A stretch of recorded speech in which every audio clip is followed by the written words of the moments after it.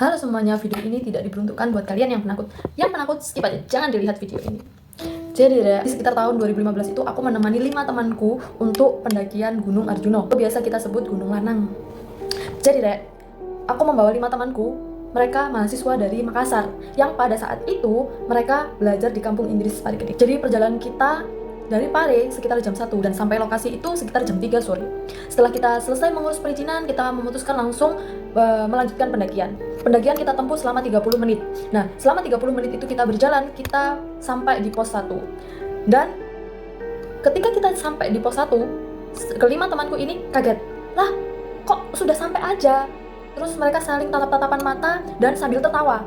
Kayak, hah, kok segini aja gitu? Maksudnya kayak, ini kita baru jalan, kita baru mendaki, kok sudah sampai aja gitu. Tapi ya sudah, kok abaikan. Nah, di situ kita minum dulu, kita nyemil dulu sebelum kita melanjutkan untuk pendakian. Jadi kita memutuskan untuk melanjutkan pendakian kita menuju pos 2 pukul 6 malam. Dan pendakian kita bisa dikatakan tidak berjalan dengan lancar. Yang seharusnya pendakian itu bisa kita tempuh dengan jarak 4 jam saja. Yang seharusnya pendakian itu kita bisa tempuh dengan waktu 4 jam saja menjadi 7 jam.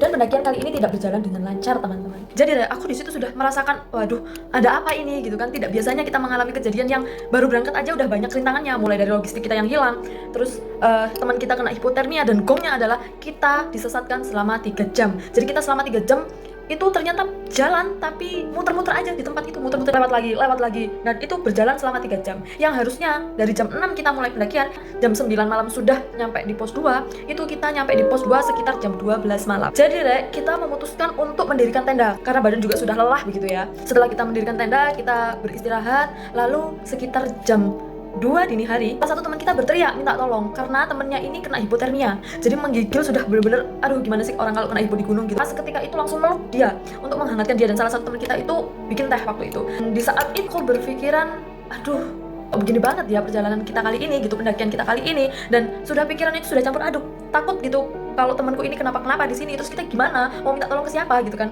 kita nggak bisa melakukan apa-apa. Dan waktu itu pikiranku, aduh takut banget kalau temanku ini lewat, you know what I mean right?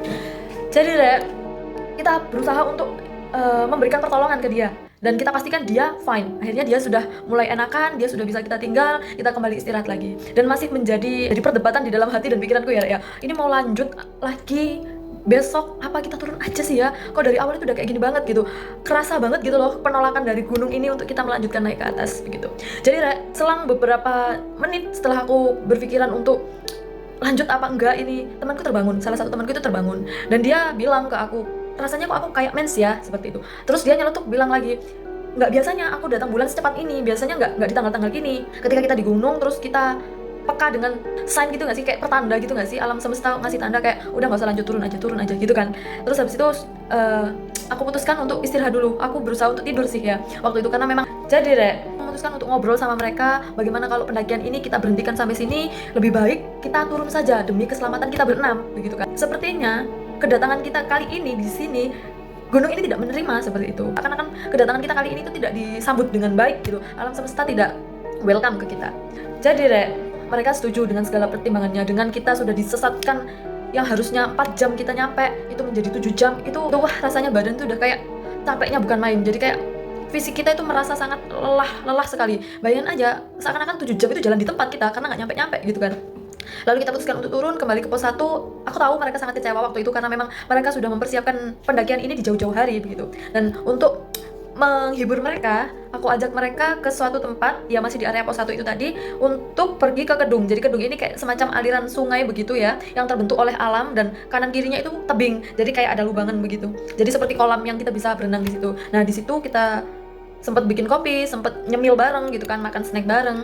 Dan salah satu teman kita di situ itu ada yang mengucapkan kata-kata yang tidak pantas. Dia bilang kalau gimana ya kalau aku jatuh dari atas sini. Sedikit ada rasa takut ya ketika temanku ngomong kayak gitu. Aku seketika terdiam dan ingat cerita dari seniorku gitu. Jadi teman-temanku yang lain, bahwasanya dulu di tahun 90-an itu ada pendaki perempuan yang naik ke atas itu tadi untuk lompat, karena memang nggak terlalu tinggi ya, jadi untuk lompat terus berenang itu bisa gitu, seru, memacu adrenalin. Nah itu dia berada di atas itu, dia mau lompat tapi belum sampai lompat sudah terpleset dan dia jatuh dari atas tebing itu tadi. Tuh, jadi seperti ada air terjun begitu, tidak terlalu tinggi. Dan naasnya lagi, dia terplesetnya dan jatuhnya itu tidak di dalam kolamnya, tidak di kubangan airnya itu tadi, tapi dia jatuh di atas batu dan kepalanya terbentur, dan seketika air di dalam kedung itu tadi menjadi merah darah, itu darah karena dia pendarahan di situ dan meninggal seketika di situ. Salah satu temanku ini, dia seperti terkilir kakinya, ayo balik aja, ayo balik. Aku bener-bener kayak maksa mereka, ayo pulang, ayo pulang, ayo pulang gitu. Aku narik dia untuk ayo keluar dari sini, ayo cepet pindah dari sini pokoknya. Aku dengar suara perempuan ketawa. Ketika di situ kita merinding semua dan kita cepet-cepet keluar dari tempat itu. Jadi Rek, pesanku kalau kita main ke gunung atau berniat untuk mendaki gunung, bersihkan hati kalian, nolkan hati kalian, sudah jangan berpikiran aneh-aneh, jangan punya rasa sombong, jangan punya rasa sok di situ, dan jangan membawa energi negatif, karena alam semesta itu bisa merasakan atau menyerap energi kita. Kalau kita membawanya energi negatif dan alam menyerap energi negatif, kita akan diberikan energi negatif lagi ke kita. Sampai video selanjutnya, see you in the next video, bye.